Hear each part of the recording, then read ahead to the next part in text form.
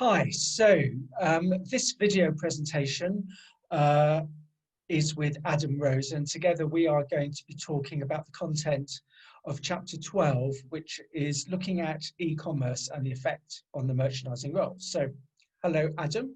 Good to see you. Good to see you. Thank you for your time. You're very welcome. Perhaps we could start with you just introducing yourself and giving the viewers an idea of your professional history.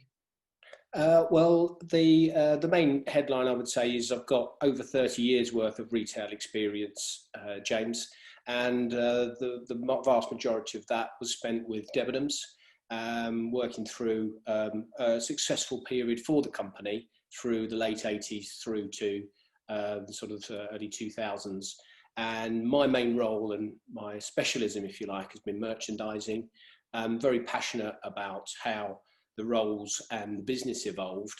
And I was very fortunate as the business took on the opportunity of online to be in the position of head of merchandising and then trading director to really help steer the teams that I was overseeing to really try to make the most of that opportunity. So a lot developed in the time period, and it was very exciting and very challenging, but very rewarding times.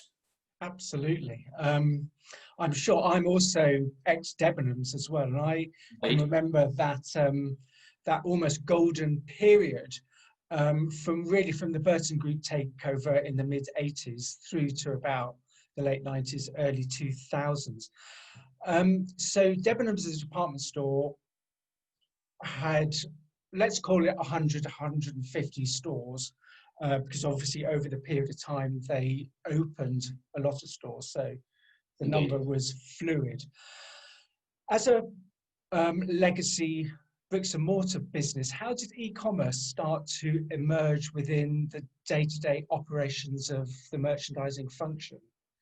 Well, as is probably well recorded, the web and online really started to come into consumer and industry kind of focus in the very late 90s, and was probably not treated with any great priority at first, I would say, by the not just Debenhams but by many retailers. It was seen almost as an addition to your forgive the term, the catalogue business. It was kind of, it's a route to get in touch with a particular business to order something that would normally come through as a mail delivery, and it was very much seen as that, and not even started to be talked about as a channel or a major opportunity. But as technology evolved, it became more into sort of the consumer culture. The business then started, as many retailers did, started to recognise and appreciate it in its own right. And I do recall in the early 2000s, starting as a head of merchandising at the time, starting to then see on a very regular basis that the online business, which we started to treat as a location or another store, was starting to tip ahead of what was then our biggest turnover store, Oxford Street. And we would see, you're quite right, we were in the realms of about 150 stores at the time. Obviously it did change up and down, but Oxford Street would be 5 to 10% of our turnover, depending on what business, part of Debenhams business you were in. And in the early 2000s, we started to see online get into the double-digit mixes and then start to really forge ahead. And against 150 stores, tipping to close to 18 to 20% worth of the business come about the year 2012, 2013. So that was a significant kind of tipping point, seeing it come as the number one store. And then I think we'll probably expand on it through the conversation here. It really started to give a very different focus, and it started to get a real sense of priority. And certainly I was very pleased to try and embrace that myself and my teams as well. Sure. Was it met with fear? That's just, that idea just popped into my mind, that when it first developed, people didn't treat it perhaps or they didn't have the vision necessary to see where it was going to go. But was there also an element of fear about the unknown? We don't quite know what this is, we don't know how to handle it, so let's keep it safe and contained. Yes, I would probably use the word trepidation, probably more so, James. But I definitely recognise the sentiment that you're getting across there, because it's in the realms of is it digital, is it technology, is it actually information that we can't deal with, is it stuff that is, as you said there, delving into the unknown and was outside of the very traditional bricks and mortar range planning, buying, merchandising process. Then yes, I think that did hold a lot of people back trying to really embrace the opportunity. Mm. So would it be fair to say that over time, e-commerce has not fundamentally changed the key, I guess, the KPIs, the key performance indicators of the merchandising role, the budgeting process, stock management process, the focus on margin and profitability. But what it has done, it has, I guess, accentuated the decision-making capability to get those right. I think so, but I think also what is evolving very quickly is that some of the KPIs, the measures, and the parameters that are important to understand what drives your online business has to have a higher degree of awareness within what perhaps you and I and many would call the traditional merchandiser's role and function. So the structure at Debenhams meant that a lot of data and information was dealt with a specific online team. I think that, as is probably already happening in many businesses, that actually the merchandising role, and let's call it the data analyst, or I like the term data scientist, actually those two are really needing to merge and really complement each other in order to drive out the appropriate range plan and the decision-making processes that you've referred to there. So treated quite differently initially at Debenhams, and I think probably inappropriately was kept too independent for too long. And really a lot of the information that's coming into both of those different areas really need to be blended together and harmonized a lot more to make the better decisions that you're talking about. I'm just struck again. I'm just thinking to chapter 12, after your focus point in the book, and thank you again for contributing to the book, where you detailed e-commerce and its use within Debenhams. After that, you also then shared examples of new analysis metrics that have developed through the use of e-commerce. I'm thinking of things like basket size, clicks per page, abandonment rates, etc. Would you therefore say, would it be fair to say, therefore, that whilst the core merchandising role still pivots around the idea of creating a set of tight financial budgets to create an open to buy, which then is utilized as part of the range planning process, which e-commerce feeds into, you could argue that the metrics at the beginning of the process, which when the two of us started at Debenhams in the 80s, was very much geared around the WSSI, stock management, the flow of stock, code cards, line monitors, if you can remember all those sorts of things, which actually were very myopic in their focus because they were financially driven and they are still at the core of the role. But you've now got these ancillary pieces of information that can be utilized throughout the process rather than just saying, well, we've got all this fantastic data, now let's look and see what it's telling us. You can actually use the data to say, what's this telling us and how is this going to inform our future decisions? Yeah, definitely. I think that is definitely where it has been heading, and the more inspirational and forward-thinking businesses and retailers are really embracing that. I think it's about really harnessing so much data that's out there, which comes from this particular channel. And also, I think that I would probably add to your statement there, James, that through the through the digital part of your business, you know more about your customer than you ever have done before. And part of knowing about the customer is not just their personal details, but it is their behavior, and it is what they are demanding or looking for from you. And so the data that an online specialist would be picking up on to inform the decisions of the merchandiser is, how can I make your range planning better? How can I get you to meet the demands of our customer better? And those are the real fabulous nuggets of information that should be coming to then help the traditional merchandising role really put together a range that ticks all the boxes across the KPIs financially, but really is the optimal choice that the customers want through what they're telling us through the visits that they're putting into the particular website. And following on from that, logically, therefore, it ingrains the merchandiser more fully into the range planning process, which in some organizations is very much part of the buyer or the designer role. And there's almost a symbolic handing over of the open to buy. And then the merchandiser disappears having done their job.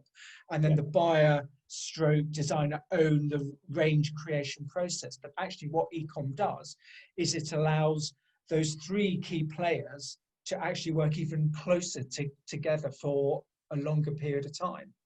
Indeed, indeed. And I think it kind of arms those two or three, however many people are in that very important nucleus of the creation of the range. It arms them with some tools and some details that say, this is what your customer wants. This is what your particular range is good at doing. This is what it's not so good at doing. And that comes from not just looking at what volume and value of sales I achieved over the last period that I'm looking at, but it actually gives you a forensic level of information to say, this is what is good in the ranges that you're doing, and this is how a customer wants to get them. This is what you could do to really unlock some of the potential in your ranges. And equally, what they are actually ignoring. I'm not visiting this. I'm feeding back through ratings and reviews that are telling you, I don't particularly like this product. I'm abandoning these baskets. I'm not actually driving a particularly good order value out of this part of the website, which perhaps might be the domain of that particular buyer, designer and merchandiser. So it's fascinating and incredible, the value of the information that's coming through from this location channel and part of the business. Do you worry there's too much data? I don't worry there's too much data. What I slightly worry about is the word you used a bit earlier was fear, and I've used trepidation. I think there is still perhaps a lack of embracing the fact that there is so much data out there and technology is moving faster than ever before. And I think it is really about embracing that and harnessing that and really trying to make the most of it rather than perhaps fearing it or worrying about it. So I think it's about understanding how you make the most of what's important to you and your business. And it's all coming from what your customers are actually trying to tell you. Absolutely. We've both talked about the nucleus of whether it's buyer, merchandiser, designer, or just buyer and merchandiser, or whatever combination of roles. This is also telling me that within that nucleus, or perhaps at the center of the nucleus now, is the consumer. Whereas in the past, we have, as buyers and merchandisers, we've made our decisions based on a forecast to say, we forecast this is how much we're going to take. This translates into a buying budget, which can afford this range. We're going to make it, we're going to push it to the consumer, and they better like it because we've worked so hard on this and we want a bonus. But actually now it's more, I guess the biggest learning curve for me is that e-commerce is less about forecast management. It's more about demand management, actual demand management. And the biggest benefit of e-commerce, leaving aside all the nuances as to whether you would use a WSSI in one distribution channel or another, or whether you'd have a markdown percentage to sale of X in one and Y in another. Actually, if you leave all that noise to one side, it's about bringing the consumer actually into the relationship between buyer and merchandiser. Absolutely, absolutely, and what a part that they can play, because there is so much that we can understand about what that consumer wants and how they want to interact and how they're behaving with the ranges or with the businesses that those people work in. Absolutely, which then has almost a virtuous cycle effect on gross trading profit and stock turn, because the better you get on and know your consumer, the better your hit rate is going to be, and therefore the better your financial metrics are going to be. Absolutely, absolutely. So sort of pulling all of this together, and this is going to be the difficult question, Adam, so all focus is on you. You've talked about technology moving very, very fast. Do you want to hazard, or do you want to provide us with any futurizing ideas of where you think we're going to be by 2030? Well, I think, what a question that is. But I think what the last few months has accelerated in terms of what we're all going through as a society is a successful business has to see the link between the physical and the digital like it never has done before. All businesses that are surviving and will thrive out of these current circumstances, which hopefully will improve and change in the near future, they've had to be totally dependent on their online businesses. And I think it's waking people up to understand that actually the store and the online business, they're not two different parts of our business. They need to be one. And the successful businesses that are happening and thriving now and will continue to evolve are the ones that will see, I think, the stores as an extension of my online business rather than two distinct different pillars of it. And I think those that grasp and grapple with that and see that, because that's really how a customer is basically seeing your business now. And that's, as I said, it's been accelerated in the last few weeks and months because that's how people have had to interact. As people then of all walks of life and all ages, in older people grasping with online and now shopping online, I think that's been a significant change recently. Repeating ourselves slightly, but those businesses that really grasp what information is being shared by a consumer, and I would probably advise and steer those that read your books, James, and study merchandising and buying and retail generally, is to really look at customer relationship management and really go into the depths of that to find out exactly how customers really want to interact with a brand and your product.